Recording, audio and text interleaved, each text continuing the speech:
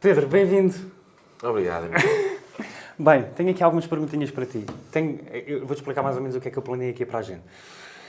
Coisas que parecem banais, e provavelmente são banais, para ti, mas que eu acho que são importantes assim, do conhecimento público. Digo-te isto porque, quanto mais eu estou nesta área e mais eu vou treinar, mais eu assisto a coisas completamente alucinantes, tanto a nível de treino.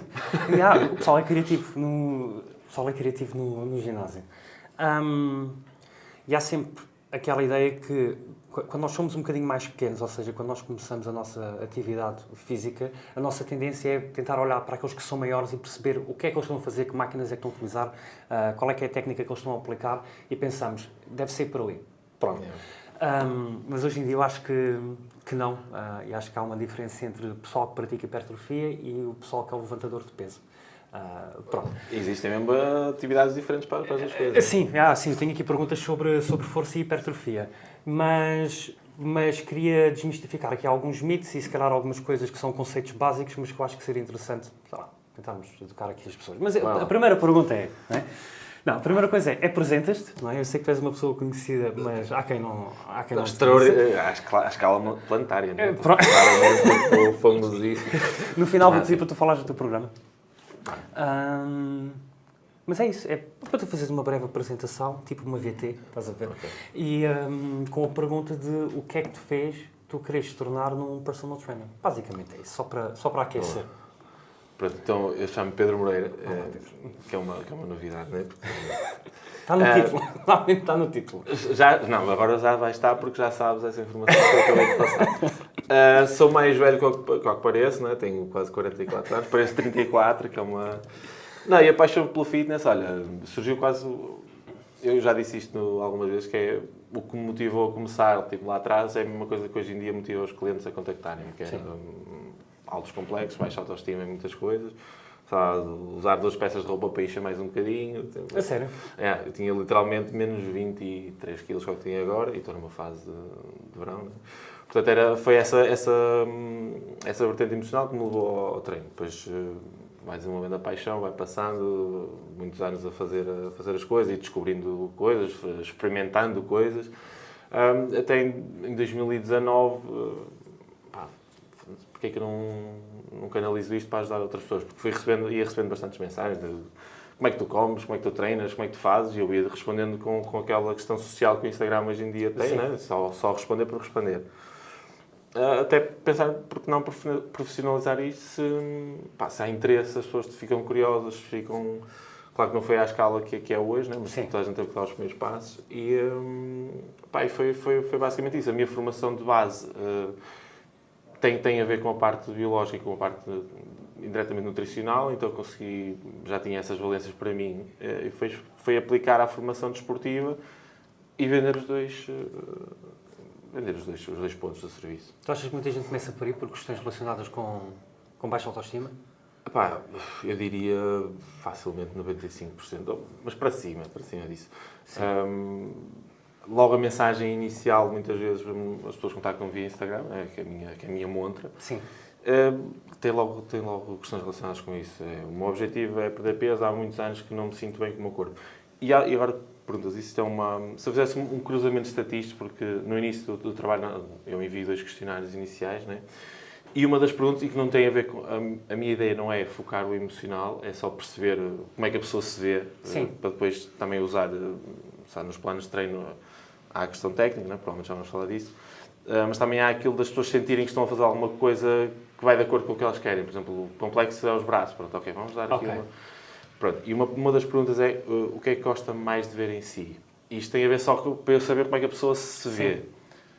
E há 80 a 85% das pessoas, facilmente, nunca fiz essa análise estatística, não gosto nada do meu corpo hoje em dia.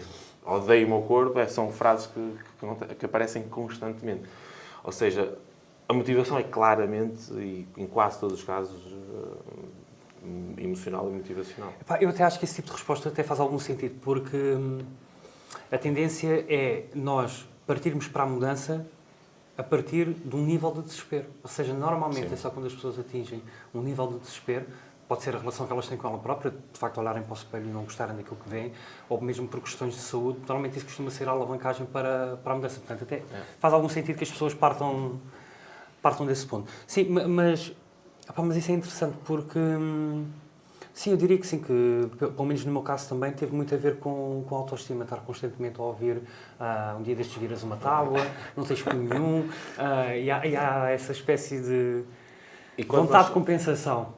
Eu, obviamente, em termos daquilo que é o preconceito social, aquilo sei lá, que é em termos de olhar de lado, as pessoas com excesso de peso sofrem mais, mas é mais fácil para uma pessoa com menos peso ouvir mais essas coisas, né? Olha, qualquer dia desaparece, ou estás um pau a virar tripas, ou assim muitas coisas que também é difícil. Porque para nós magrinhos ainda não temos a mesma proteção, não é?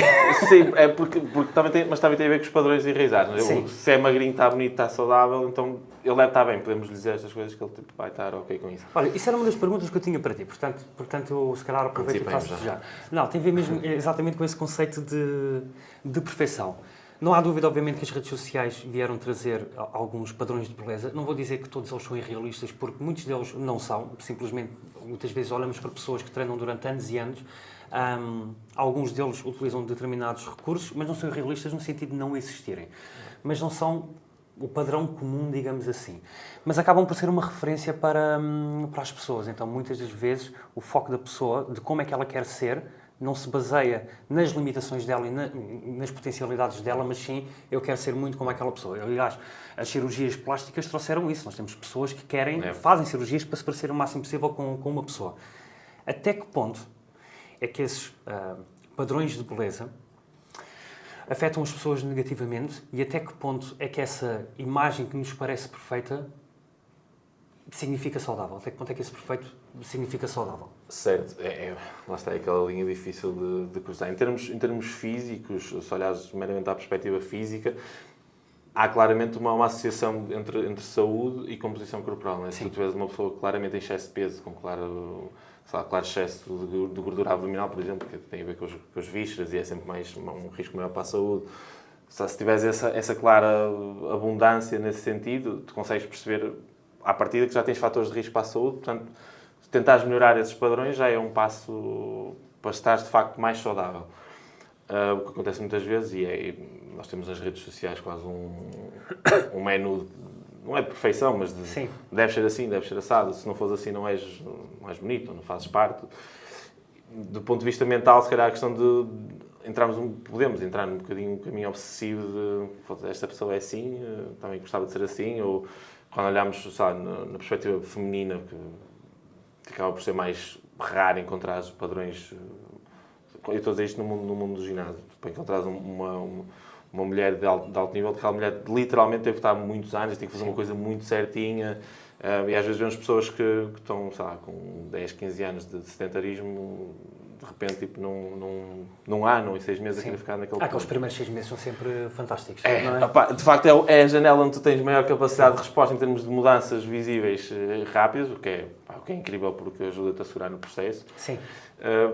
Mas em termos físicos, lá está, eu próprio trabalho com essa exposição de resultados. A ideia não é que as pessoas se comparem. Por exemplo, se eu puser um resultado de uma pessoa que perdeu 15 quilos e ficou numa forma física saudável, não quer dizer que a outra pessoa vai ter exatamente os mesmos resultados, mas a ideia é transmitir a ideia de que é possível, de facto, se tu melhorares os teus hábitos, teres uma resposta positiva, uma resposta de mais saúde, porque essa é a base. Se tu tiveres um dia-a-dia em que te proporciona o bem-estar com hábitos mais saudáveis, o resultado é uma consequência natural. Agora, o ponto a que chegas em resultado é que vai variar de pessoa para pessoa, mas indubitavelmente tu vais ficar mais saudável, indubitavelmente tu vais ter boas respostas físicas.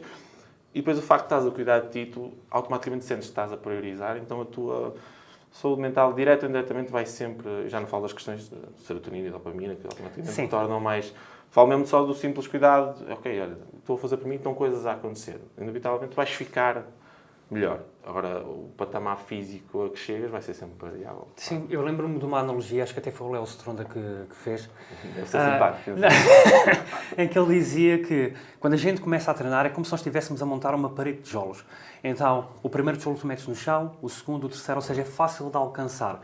Mas à medida que tu vais treinando cada vez mais e mais e que passa cada vez mais tempo, os tijolos vão ficando cada vez mais altos e torna-se cada vez mais difícil tu veres uma mudança. Achas que é isso, por exemplo, que leva as pessoas a sentirem às vezes que atingiram um nível de estagnação e se calhar na verdade elas só estão a evoluir mais lentamente, ou seja, não é tão perceptível como nos primeiros tempos e por conta disso as pessoas acham, ok, eu estagnei, mesmo mudando um pouco a minha dieta, mesmo mudando um pouco o meu treino, eu não vejo grandes evoluções.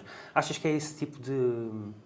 Podes não achar, mas acho que é esse tipo de pensamento que leva as pessoas depois, se calhar, a considerarem outras alternativas, como por exemplo a utilização de suplementos ou de esteroides anabolizantes, ou se calhar, ou achas que é, por exemplo, há qualquer coisa ali na dieta e no treino ou no sono que está em falta? Assim, de facto, há de chegar a um ponto onde chegas ao chamado limite natural disso, para falar da questão dos esteroides. Agora, pode demorar muito tempo, porque o teu corpo tem dezenas de músculos, enquanto estás, se calhar tu podes desenvolver uma cabeçada peitoral ou as costas a um nível mais elevado, precisas de muitos anos a fazer isso, e depois precisas de priorizar o teu treino. Quando chegar a um ponto em que estás, se calhar, muscularmente mais, podes estar desequilibrado, mas desde que o ombro não desenvolveu tanto, já vamos focar agora noutro músculo. Então tens sempre caminhos para onde ir, nem que seja ao detalhe. Tu fazes sempre... 100%.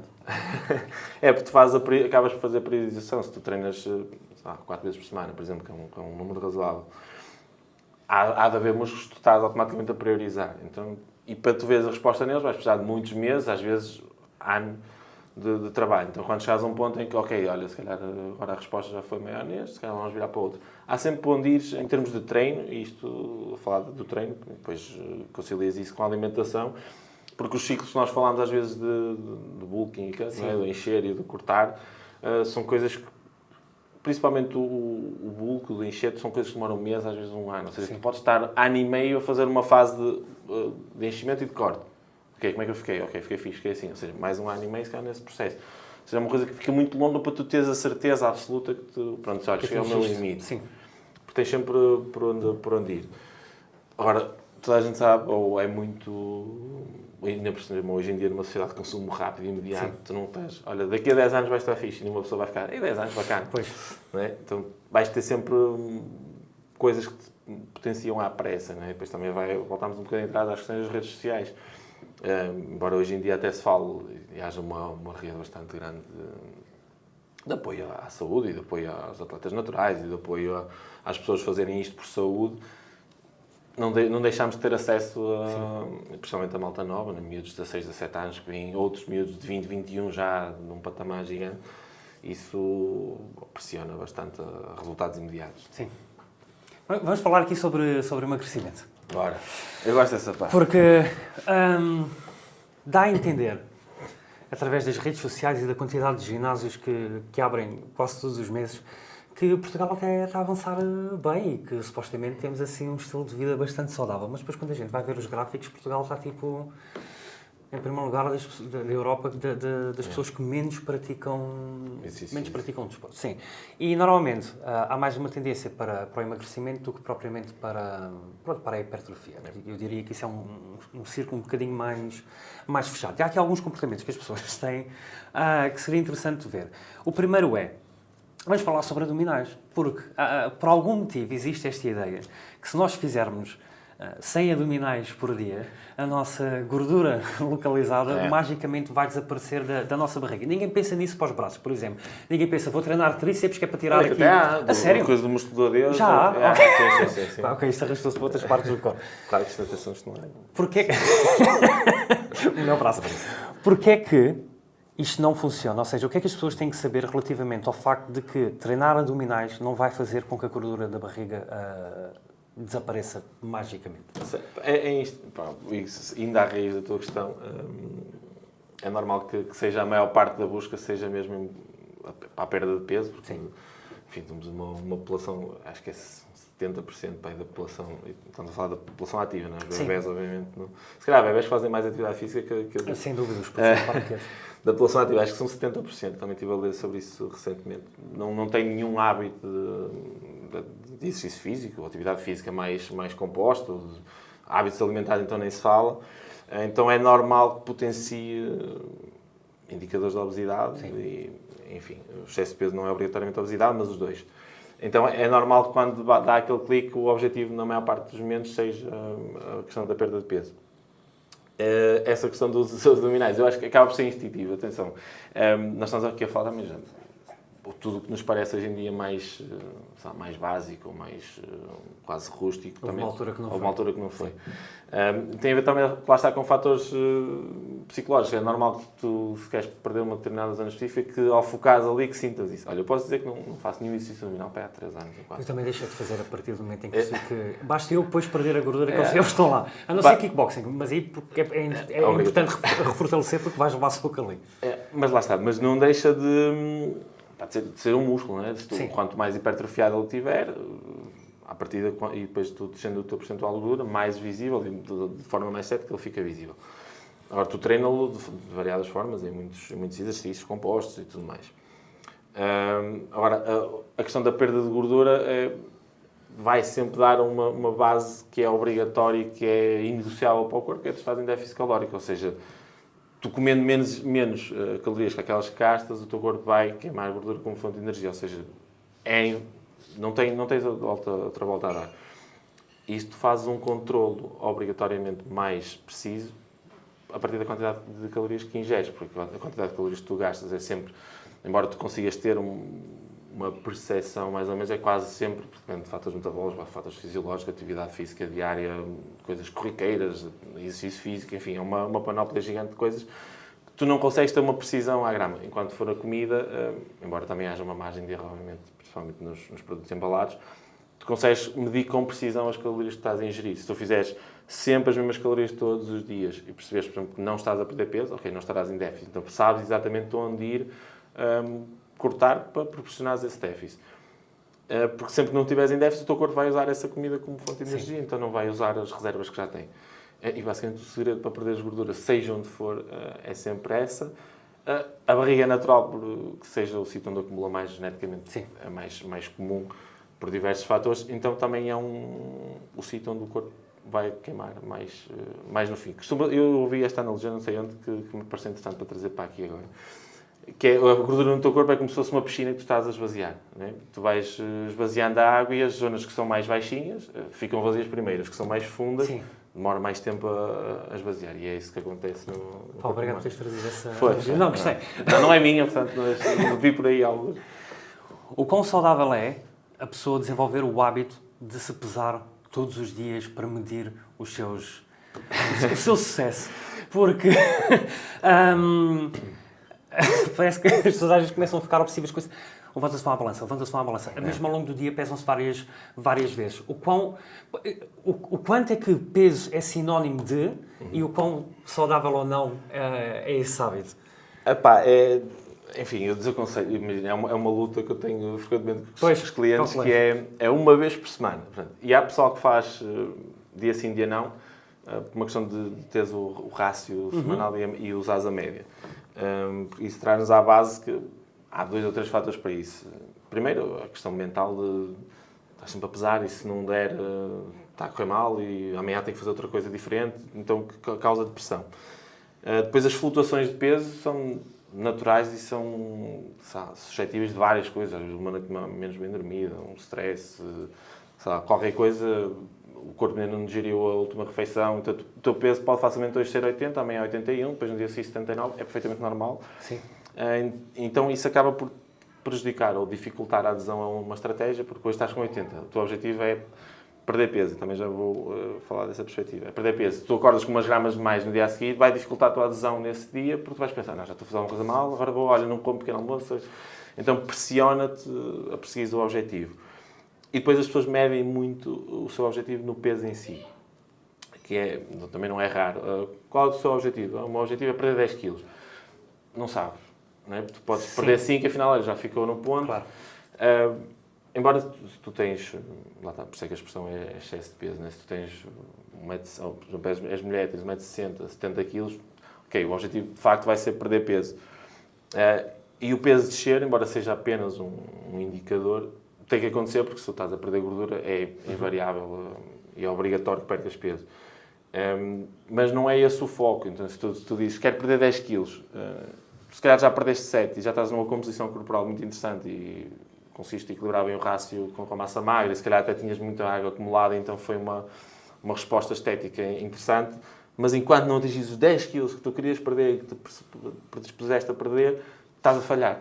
Então isso acaba por fazer uma pressão demasiada. Então, ok, definimos um objetivo, que é claro que se tu tiveres 100 kg, não estou a falar nesse patamar. Sim. Mas, ok, temos que perder gordura. Invariavelmente o peso vai descer, mas vamos olhar também muitas vezes à composição corporal e o que é que isso significa. Uma vez por semana fazemos essa avaliação. Pois, porque tu muitas vezes podes estar a perder massa gorda, certo? Mas estás a desenvolver massa magra, portanto estás a desenvolver músculo, ou seja, tu tens uma perda de peso relativamente à gordura, mas ao mesmo tempo podes não estar a perder mais porque estás a desenvolver também o músculo e o músculo também pesa, só que do ponto de vista visual é mais pequenino do que, não sei se chamas aquelas imagens que mostram o quilo de gordura e o quilo de músculo. Ok. Ora, uma perguntinha, quais são os erros mais comuns que tu vês as pessoas a cometerem quando querem perder peso? Estou a falar de clientes meus ou da população no geral? Não, podes falar... fala do que tu quiseres, daquilo que sabes melhor. Não, pá, da população no geral, aquilo que eu embora hoje já haja muita informação, e felizmente cada vez mais precisa, mas os maiores erros é mesmo, para já, o demonizar, por exemplo, alimentos e demonizar, especialmente hidratos de carbono. Imagina, também há uma analogia divertida. Sim, falam-me sobre isso. Que é a banana, por exemplo, até às 5h59 da tarde, tipo, tem 100 calorias, a partir das 18 tem 1500 calorias. Estou a exagerar. Sim, ok, mas existe essa... Há muita coisa de... hidrato à noite não corta porque... Enfim, como supostamente a origem do mito é que tu não vais gastar energia durante a noite, ela acumula-se e transforma-se em gordura. De facto, imagina, se tu fores ao detalhe, a biologia e a fisiologia já nos explicam que, de facto, os hidratos de carbono, por causa do ciclo circadiano, não são a mesma coisa do que ao início do dia. Sim. Embora isso não comes uma banana depois das 6, ela fica em gordura. Isso não acontece, obviamente. Mas esse é o primeiro erro, que é o demonizar alimentos, Sim. Demonizar os hidratos de carbono. Porque torna o processo depois mais difícil. Insustentável. Yeah. Porque a ideia é para já não encarar nunca isto como uma fase, uma terapia, um processo rígido. Ok, eu vou perder peso, tenho que fazer uma alimentação equilibrada, tenho que fazer exercício físico. 8 semanas, perdi 5 quilos, ok, posso parar, relaxar. Não, ok, aí vais recuperar tudo outra vez. Sim. Então a ideia é tornar sempre o processo, obviamente, que gere resultados, enfim, a curto, médio e longo prazo, mas tornar isto um estilo de vida. E isso passa automaticamente por tornar as coisas sustentáveis, que é ter uma alimentação normal. Os alimentos são todos os que existem, não vamos inventar alimentos, não vamos inventar coisas e ter sempre à nossa disposição uma panóplia de coisas que sejam do nosso agrado. Por isso, o primeiro erro era não demonizar as coisas, ter um equilíbrio. Às vezes, e eu não digo isto para quem tem acompanhamento profissional, digo às vezes para pessoas do dia-a-dia que simplesmente decidem por si perder peso, só melhorar certos hábitos, evitar um bocadinho os fritos, evitar bebidas calóricas, que, enfim, nós num copinho de sumo de laranja podemos beber 300 ou 400 calorias. Não é fugir das coisas, mas melhorar pequenos hábitos e nunca demonizar os alimentos porque torna insustentável, não é o processo, lá está, mas torna insustentável um estilo de vida constante nesse sentido. E pronto, é isso, basicamente isso. Porque eu acho que um dos problemas das dietas que sempre existiram, e se calhar já foi mais comum do que aquilo que é agora, que é vamos fazer uma dieta durante X tempo. E basicamente aquilo que acontece é a pessoa sacrifica tudo, corta tudo, demoniza os alimentos, mas para ela há uma data de início e uma data de fim, como se a partir do fim tu estivesse bem, vamos permanecer assim para sempre. E normalmente aquilo que eu via acontecer foi, quanto mais se aproximam da data do fim, mais começa a desenvolver outra vez o desejo de voltar exatamente onde estava, porque depois também acha que já tem mais margem, e depois volta tudo outra vez. Há esta diferença entre uma dieta e um estilo de vida que é, não, a partir de agora é assim. Pelo menos se quiseres manter assim, vai ter que ser assim. Relativamente aqui a suplementos, vamos falar do suplemento mais conhecido de sempre, que parece também é demonizado por alguns e principalmente por pessoas que não percebem porra nenhuma. Eu falei contigo no outro dia sobre isto aqui, sei que é algo que tu não tomas, mas vamos falar sobre creatina. Ou seja, é ou não é uma coisa boa, quem deve utilizar, se faz ou não faz sentido. E basicamente é isso. Desmistificar um bocadinho a creatina. A creatina, é assim, eu não tomo nenhum suplemento, pá, é a opção pessoal. Imagina, por vezes, e até pela questão da praticidade que tem, eu tomo a proteína whey, mas é porque é um nutriente, então é como se fosse comida, então uso em coisas concretas, sei lá, paquecas, papas de aveia. Já tentaste fazer a whey caseira? Não. Aquilo tens que ferver o leite e depois tens que pôr num pano a papa e depois tens que espremer. Esquece. Eu estava a imaginar muito. Mais vale mesmo ter parceria com a Não, é mais fixe. Se quiserem, Pedro Moreira no próximo. Não, mas o uso é por praticidade, então é uma questão de opção pessoal. Mas a creatina está no topo dos suplementos. Qualquer pessoa pode tomar. Aliás, a creatina hoje em dia usada já é mesmo em questões terapêuticas de controle de patologias do foro mental, até Alzheimer e a demência. Sim. Então, eu tenho visto que tem sido utilizada para pessoas mais idosas. Sim. É porque a valência dela não só é repor enfim, os toques de força, nós falamos do trifosfato no músculo, portanto é que a tua capacidade contrátil muscular, que é a única substância que tu não consegues ir de facto buscar a alimentação, tens que comer quilos e quilos de carne. Exatamente. Então pronto, esses toques de facto e é o único suplemento, não é? A tua proteína whey vais buscar a proteína onde quiseres nos alimentos, multivitamínico também, se tu consumires legumes e vegetais e frutas, consegues ir buscar a vitamina. A creatina tu não consegues literalmente ir buscar aquelas 5 gramas, a menos que tenhas uma alimentação específica, mas já tinhas que ir para um excedente calórico gigante. Sim. Enfim, tens muitas variáveis. Então a creatina de facto tem, na performance muscular, na performance desportiva, tem um impacto comprovado, sem contraindicações, é benéfico. Mas também tem a questão do desenvolvimento da cognição, atua diretamente na tua capacidade cognitiva, ao nível do foco, da atenção. Isso também ajuda no treino, porque tens de estar com essas características, pelo menos naquela horinha ou hora e meia que tu tiveres no ginásio. Mas também no teu dia-a-dia, ou seja, beneficiar da tua capacidade de cognição, consegues ter melhor descanso, consegues ter, à partida, menores índices de stress, porque tens essa capacidade de foco. Então, é de facto benéfico, do mais estudado que existe, é o mais estudado, sem contraindicações. E todo mundo fala, então porquê é que não tomas? Não, claro, mas é uma opção. É só a opção pessoal, mas de facto não tem contraindicações. Mas era aquilo que também estávamos a falar ao início, quando falámos sobre. Nós nunca sabemos quando é que atingimos o nosso auge, o nosso máximo digamos, do nosso formato corporal, digamos assim. Se a pessoa consegue atingir bons resultados e se sente bem com isso e não sente a necessidade... Porque nós tínhamos estado a falar também sobre isso, que é assim, a creatina, a nível muscular, vai-te trazer um pouco mais, mas também não é uma coisa, exorbitante. Do que dizem estudos é que é 2 a 5%, claro que 2 a 5% em 10 dias não é muito, mas se tu tomares durante anos... Ao longo do ano, sim, exatamente. O uso é exatamente claro. Crónico e por saturação.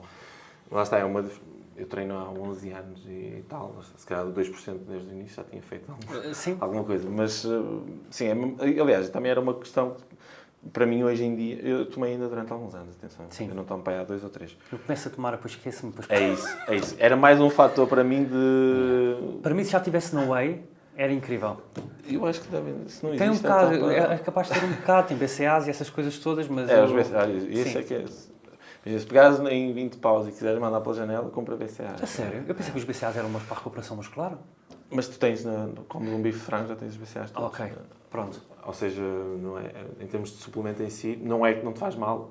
Não, de facto, os BCAAs têm essa valência, mas tu vais excretar se estiveres em... Ou seja, pronto, atinge aquele limite e... a menos que tenhas uma dieta pobríssima mesmo em proteína, que quase nunca acontece. Né? Sim. Agora já não sei como é que está o teu regime alimentar, se estás... Estou em bulking. Não, mas estás omnívoro, estás... Não, fiz vegan durante um ano, pois, okay, só como eu e a Soraya viajamos um bocadinho, começou a ser difícil encontrarmos opções veganas nos hotéis que nós íamos, então começou um ovo, um queijo, pronto, eu tive ali um bocadinho vegetariano. Vendeste e depois vendi a alma e teve que ser, mas sabes que, olha como é que eu me tornei vegan durante um ano.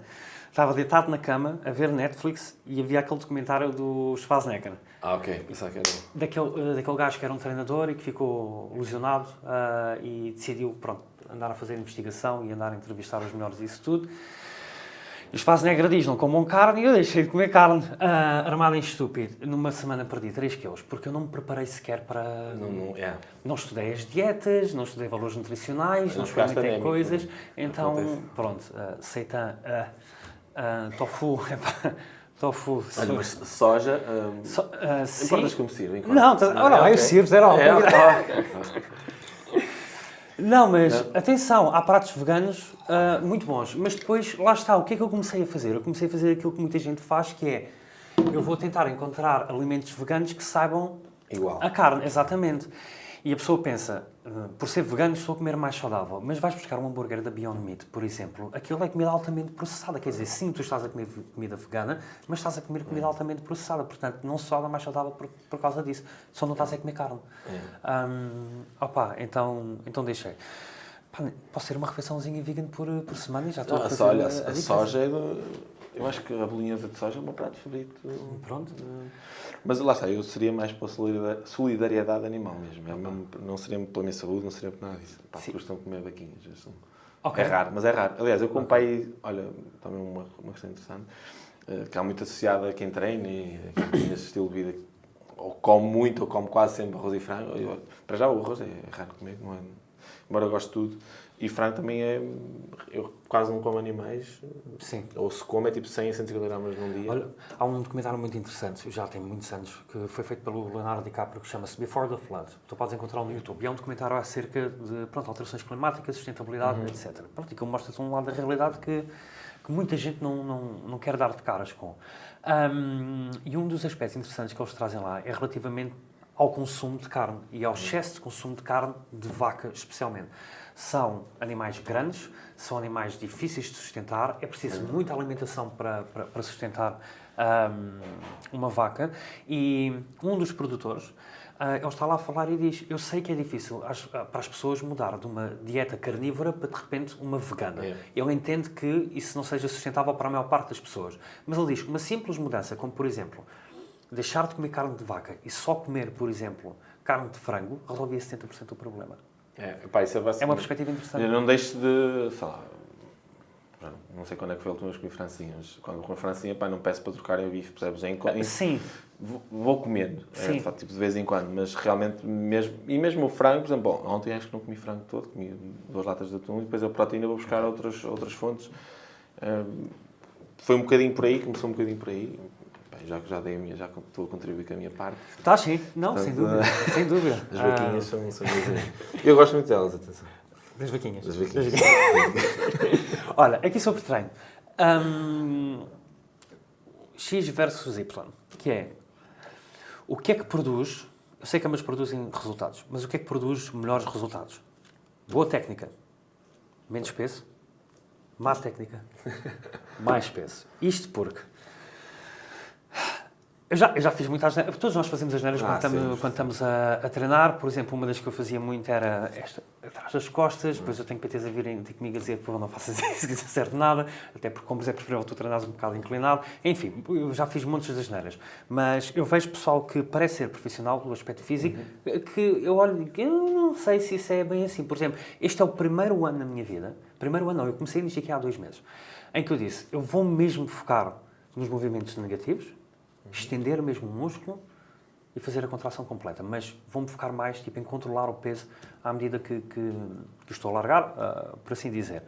E eu percebi que eu consegui, em 2 semanas, ter os mesmos resultados, ou seja, adquirir o mesmo nível de resultados que eu demorei, por exemplo, 1 mês e meio, utilizando só, empurrar ou puxar peso. Portanto, a minha dúvida é, como é que... Eu sei que ambos produzem resultados, mas boa técnica, menos peso, má técnica, mais peso. Assim, olha, má técnica nunca pode entrar na variável. Porque assim, tu tens o estímulo, e estamos aqui a falar no sentido de hipertrofia, não é? O estímulo é sempre... Aliás, a base é sobrecarga progressiva, mas nós olhamos a sobrecarga progressiva partindo do princípio que a técnica e a execução estão lá. Quando falamos de técnica e execução, é não só o padrão de movimento em si, mas a amplitude total, alongamento, contração, enfim. Essa tem que ser a base, porque se está mal feito, vais sempre extrair um bocadinho, né? Se eu fizer um bíceps, se eu não tiver com o cotovelo quieto e fizer um bocadinho a extensão do ombro, vou estar sempre a estimular um bocadinho o bíceps, ok? Mas enfim, isto é sempre partindo, a base, a técnica tem que estar sempre lá em todos os movimentos, é sempre a base de tudo. Depois, a partir daí, a questão do resultado de hipertrofia tem a ver com sobrecarga a intensidade, mas com que tu atinges o músculo. E isso mede-se também muito pela proximidade à falha. Ou seja, a carga em si vai só definir o range de repetições com que tu fazes as coisas. Se tu sabes, tu vais fazer um spin, se estiveres para 100 kg, 4, 6 repetições andas perto da falha. Estou longe dos 100 kg. Consegui fazer assim, com 70 no outro dia. Não é mau. Desde que consigas levantar os 50 da sereia, já está. Não, mas vou usar um número redondo. Se tu andas com esses 100 kg para 4, 6 repetições, se isso for a tua proximidade à falha, à partida vai gerar a mesma capacidade responsiva no músculo que se tu fizeres com 60 e andas nas 12 a 15. Okay. Ou seja, a proximidade à falha e a intensidade com que tu pões no músculo é que tu vai definir o resultado em si. Agora, depois há outras variáveis, claro que quanto mais... Por isso é que é até interessante e é recomendável tu treinares em vários intervalos de repetições. Dentro da mesma série, ou se tu estiveres em treinos diferentes, um treino de peito fazes com umas repetições mais altas, o outro fazes mais baixo, para não só desenvolveres para já a capacidade de perceber que estás a treinar um músculo, quanto mais peso tiveres a partir de... Por isso é que as pessoas às vezes dizem, nem senti, não quer dizer que não treinou, mas enfim, tira essa capacidade de percepção porque estás focado em produzir força. Que é para também, mas exatamente para desenvolveres essa força precisas de treinar nesse intervalo um bocadinho mais baixo, que vai dar sempre jeito. Mas mede-se pela proximidade à falha, ou seja, a carga, e a ciência já mostrou que entre 6 e 30 repetições, mais ou menos, o estímulo muscular é semelhante. A carga só vai definir o número de repetições que estás a fazer. Agora, tem que ser sempre desafiante do ponto de vista de, seja qual for o número de repetições que tu fizeste, andaste perto da falha. Isso é uma variável exigente. Agora, a técnica, forçoso, a carga também vai definir a resposta muscular, mas tendo em conta também a proximidade à falha. Se tu fizeste 100 kg, mas fizeste uma repetição e fazias 8, se calhar mais valia fazer com 60 e andares nas 15, mas estiveste perto da falha. Sim, eu percebo isso porque quanto mais peso eu meto, mais eu começo a sacrificar a técnica para o final das repetições. Então já é mais. Exatamente. Então eu percebo que mais vale pôr menos e não sacrifico tanta técnica do que de repente estar a usar outros grupos musculares para conseguir fazer um determinado exercício. E às vezes articular. Exatamente, que a gente depois só quer é... A gente quer é ter a repetição feita, mas quer dizer, se eu não estou a atingir o grupo muscular que eu quero, isso também não vai fazer já não estás a... Aliás, a própria expressão de prefiro pôr peso a menos, nós até encaramos de forma diferente, que é que eu até que se é uma carga que tu não consegues, já nem sequer está na equação. Tem que ser sempre algo, obviamente, que te permita manter a qualidade da técnica. Depois vais subindo o peso à medida que fores ficando... Porque vai se tornar mais fácil, inevitavelmente, e será bom sinal que estás a desenvolver o músculo. Mas, lá está, prefiro... Não, tens que preferir, né? Sim. Devias ter que preferir. E devias, no geral. Eu sei. Porque se te está a prejudicar a técnica, já não estás a... É uma coisa que eles falam, é pôr 200 kg no spin. Claro que eu não vou levantar aquilo, né? Sim. Provavelmente vou partir a cervical ou algo do género. E agora, ontem estava a ver que há muito pessoal que, quando faz os ginásios em casa, muita gente a morrer com o spin, sim, com a no pescoço. Tu vais ter, ou já tiveste, não sei, depois da cronologia, um convidado fantástico que é o Rui Pinheiro. Durante estes 11 anos de treino, 6 ou 7 foram na cave dele. Então nós corremos várias vezes esse risco no início. Corremos, enfim, não tivemos para falecer mesmo. Sim, pequenos cansados. Mas tive essa experiência de treinar em ginásio de cabo sem supervisão. E sei que é duro. Tu quando chegaste aqui disseste que estavas de jejum. Estou. Ok. Jejum intermitente. Não faço. Não fazes? Não, mas falamos sobre isso. Ok, então vamos falar sobre isso. Vamos. É bom? Funciona? Quando é que as pessoas podem beneficiar disso e quando é que... Olha, eu não consegue. Começo-me a sentir muito Estou a ver água gasificada. Por exemplo, se for para fazer treinos de superiores, eu aguento-me bem. Mas para fazer pernas, eu sinto tonturas e do género, eu vou desmaiar aqui. Portanto, se eu não comi, eu não posso treinar partes inferiores. Faz sentido. Lá está, isso vai à gênese da questão, é altamente individual. O jejum intermitente tem benefício, lá está, fisiologicamente e biologicamente falando, em diversos fatores, mas é individual. Imagina, há pessoas que têm que comer de manhã, há pessoas que não conseguem comer de manhã, está tudo certo. Isso era uma resposta interessante para estar um bocado nos erros para perder peso. Porque há muitas pessoas que acham que o jejum é uma dieta e não uma ferramenta. Ou seja, Eu fiz jejum durante 4 horas, tive 4 horas sem comer, portanto comi menos. Não é necessariamente Não assim. corres o risco do teu corpo achar que vai receber menos nutrientes, então depois quando come absorve mais? Não, imagina, até potencia a capacidade de absorção de nutriente no bom sentido. Ok. Mas imagina, o que acontece muitas vezes é as pessoas acham que por fazer o jejum e tendo saltado, em teoria, uma refeição, isso ajuda a perder peso. Mas depende, é invariável. Déficit calórico para perder peso inegociável. Se tu fazes 4 horas de jejum, mas o resto do dia comes, como as vaquinhas estavas a falar há bocado, pá, se tu comes 5.000 calorias, não interessa na janela, eu consigo ir comer uma francesinha, batatas, uma sobremesa, assim, não faço mais refeição nenhuma naquele dia, pá, Fizeste todas naquela em déficit não estarei, percebes? Sim. É isso, isso é um erro comum, as pessoas acharem que o jejum é uma forma de perder peso e não uma ferramenta. Porquê é que eu digo que pode ser uma ferramenta? E é altamente individual por causa disso. Por exemplo, eu lido bem com o jejum matinal, até me ajuda, por exemplo, a manter-me mais... o meu corpo fica mais preguiçoso se eu comer imediatamente a seguir. Sim. Mas geralmente por questões, enfim, de praticidade para mim, para o meu caso em específico, eu gosto de comer de manhã, ok? Porque treino 4 a 6 horas depois e é quando o corpo está no pico da absorção de nutriente, então para mim beneficia-me. Mas o jejum é uma mera ferramenta para as pessoas que lidam bem com ele controlarem a janela de ingestão calórica. Isso sim, porque se tu tens um dia de 20 horas, se tu tens que comer, por exemplo, 1.300 calorias para perder peso, isso estou a olhar às meninas. O Pedro é de Marte, por isso é que os dias dele têm 20. Não, estou a brincar. Marte tem 25. Ok. Não, eu sou quase. Não, não mas eu tenho clientes que trabalham 16 horas por dia, depois não têm a vida familiar, que eu espero que seja boa. E que, não, espero mesmo, né? Não, tem um dia longo, pá, e tu distribuís, por exemplo, 1.300 calorias, isto é assim, a falar de cor, para um dia de 20 horas pode ser difícil gerir, porque se tu tomas um pequeno almoço, imagina, fazes 5 refeições, em média elas terão 200 e poucas calorias cada uma, né? 250, assim, redondo. Pode ser mais difícil tu gerir, porque tu comes 250 calorias e podes ficar, se não fizeres uma boa gestão alimentar com legumes e com muita água durante o dia, pode ser difícil. Tu, ao fazeres um jejum de 4, 5 horas, podes compactar essas calorias em menos tempo e teres refeições mais saciantes e que te permitam... Ok, comi de manhã, não comi, mas agora tipo, fiz 3 refeições que, em vez de dividir por 5, dá 250, se compactares em 3, já fazes refeições de 450 calorias que podem ser mais saciantes. Mas não é fácil de gerir. Eu diria, facilmente, 90% dos clientes que eu tenho hoje em dia, se fizerem jejum, põem em risco os resultados, porque não gerem bem, porque é preciso hidratar-te bem, é preciso teres uma rotina que permita o jejum. Acumulam apetite. Pois. Ou seja, não acumulam conforto de, ok, começa a comer agora e começa a comer como se tivesse começado de manhã. As pessoas acumulam apetite, chegam ao almoço, comem o que está previsto, mas falta qualquer coisa e depois ou petiscam durante o dia ou ficam com um apetite tão voraz, chega ao jantar e esquece. Porque é de facto uma ferramenta que pode ser útil, mas é difícil de gerir. Então eu geralmente desaconselho por isso. Porque, enfim, não sei se vamos falar desse ponto mais à frente, mas obviamente a comida são calorias em termos energéticos, né? Estamos a falar em termos de termogénese do corpo humano.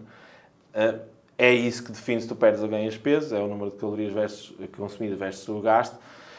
Mas a comida tem muito mais que isso. Tem estratégia, tem perceber, e é difícil para mim, para fazeres para ti próprio é mais fácil porque tu conheces, mas pôr isso ao dispor dos outros é o mais difícil.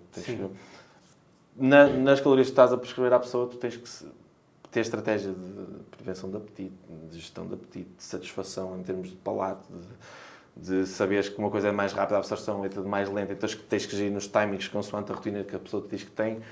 Então, na maioria dos casos, o jejum intermitente não cabe. Ok. Bem, últimas 2 perguntas. Eu falo de caraças, né? Não, estou a adorar. É assim. Tu utilizaste, nós já falámos sobre isto aqui no Instagram, tu utilizaste palavras que eu não vou conseguir pôr legendas, que eu não sei que porra é que isso significa, nem como é que se pronuncia. Mas percebe-se ao menos na dicção, não, percebe-se, é incrível. Eu espero que o CapCut, que as legendas automáticas, consiga identificar o que é que tu disseste. Não é um manto e tu... É que eu estou a tentar falar mais pausado, porque eu, nestas coisas, imagina, eu penso mais rápido que o que falo. Sim. Então, e às vezes não se percebe para ter vindo. Já imaginaste como é que seria o oposto? Como é que, se a gente pensasse mais devagar do que aquilo que fala... Mas podia ser útil, porque eu acho que há pessoas que padecem dessa condição, Daniel. Não sei se... Padecem. Não, isto ele vai detectar, sabe? Ora bem, vamos falar aqui sobre o triângulo de descanso, comida e treino. Porque quem treina pensa, o treino é que faz a diferença toda. Eu tenho pelo menos por a minha experiência, tem-me dito que descanso e comida representam, assim, uma maior diferença, e quando eu sacrifico o meu sono, o meu rendimento é muito mais baixo e os meus ganhos também baixam drasticamente, ou pelo menos eu não consigo tão bons ganhos. Portanto, falemos sobre este triângulo: descansar, comer e treinar. Como é que estas coisas estão interligadas e quais as consequências de desrespeitar um destes pilares, digamos assim? Imagina, eu diria que se falarmos de um triângulo, né, portanto, três lados. Não, eu queria dizer a pirâmide. Né? Se tens um triângulo com civis de frente, eu acho que eu diria que a base é mesmo, os dois são a alimentação e o descanso. Okay. Porque, imagina, o treino se estivermos a falar de tu teres um objetivo mais típico masculino, que tem, enfim, tens fórmulas musculares visíveis, o treino é negociável também em todos, né? Por questões de saúde e por, enfim.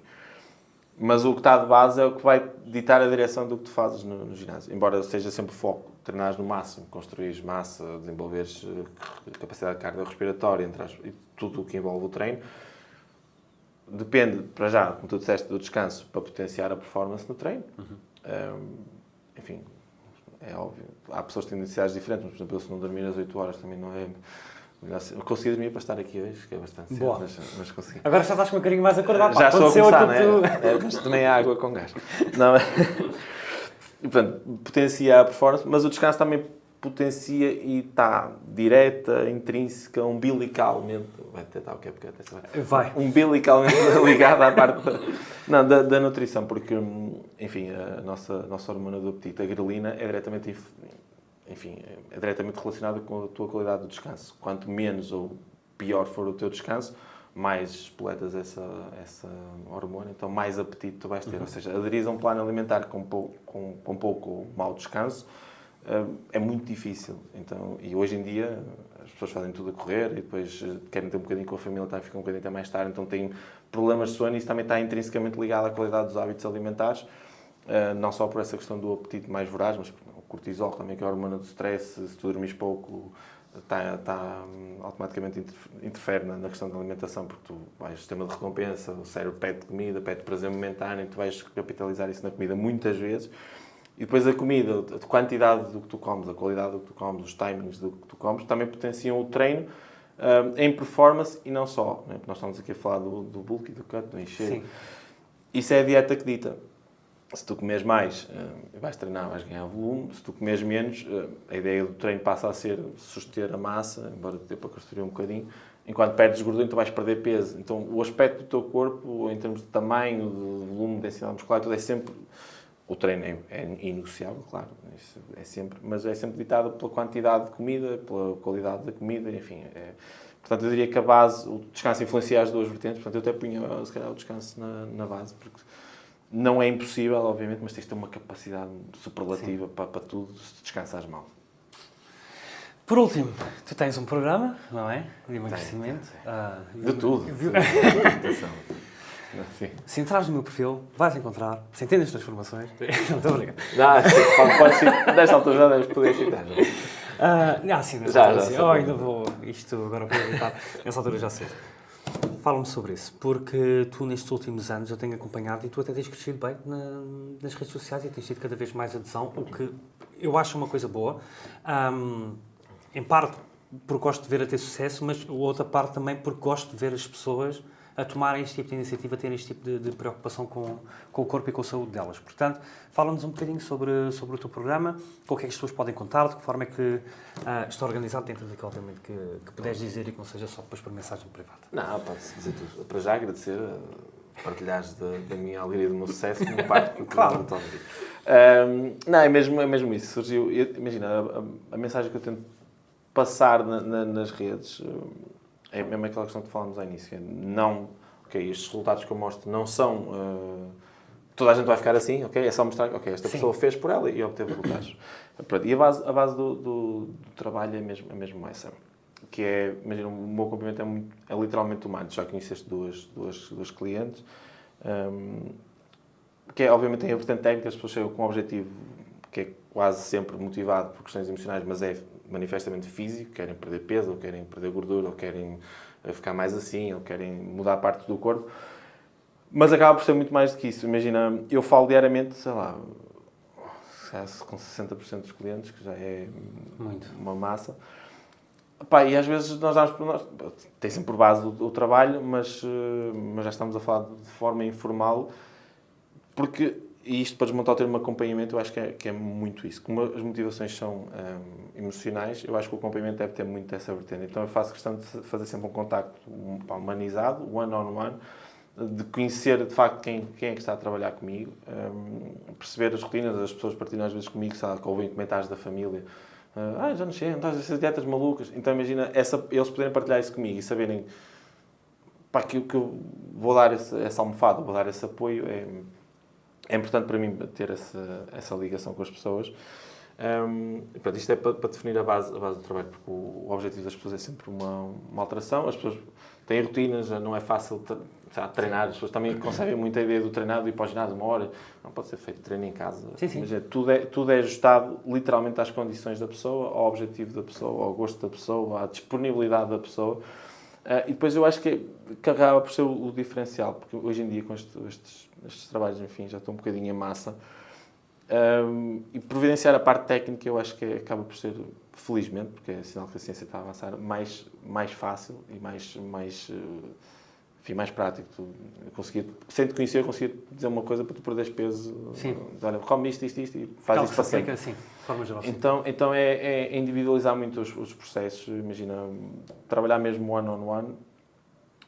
E a base do trabalho é essa. Tu chegas até mim, Pedro, eu queria perder peso, como é que fazemos? Eu explico-te o trabalho, que é basicamente isto. É uma estratégia nutricional 100% adaptada aos teus gostos, às tuas rotinas, aos teus hábitos, plano de treino adaptado aos teus objetivos, mas também à tua rotina. Só posso treinar 3 vezes, 30 minutos. Ok, eu desenho um treino para isso.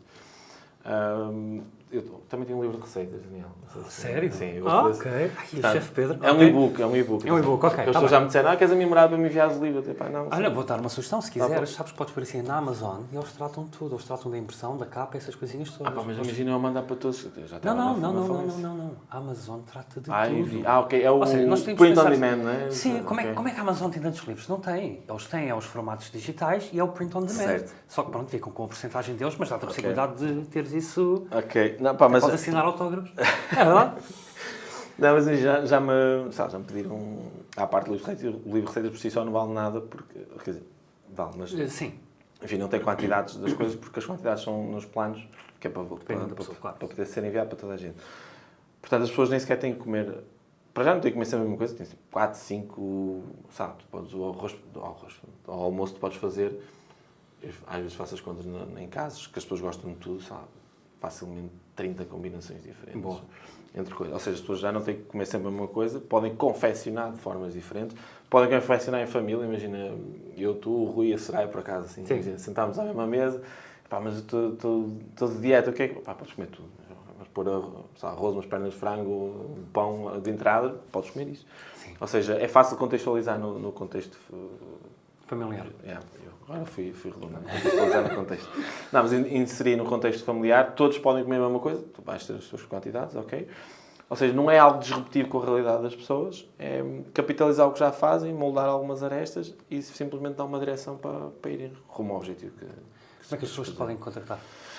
No Instagram, neste momento 1,25% da população portuguesa segue. Não sei não, estou a brincar.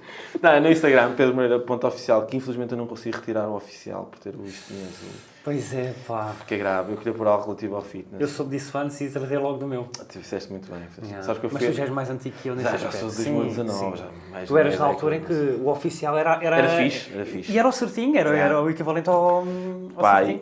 E a cena é que eu obtive o visto poucos meses depois de mudar o oficial. Devia ter tido, mas eu fui com aquela pressa. Enfim, mas é pedromoreira.oficial e eu respondo também sou eu que faço essa parte, também respondo a todas as mensagens no dia. E explico tudo direitinho, imagina, ninguém avança na dúvida do que é que vai ser, o que não vai ser, é sempre tudo explicadinho de início. Ok, muito bem. Então, Daniel, espero que tenhas gostado. Gostei, sim, senhor. Bem-vindo, volta sempre. Obrigado. Agora fazemos como o telejornal, que é... Foi o país e o mundo. Não, fica em silêncio e nós... aquilo fica musiquinha. E pronto, está feito.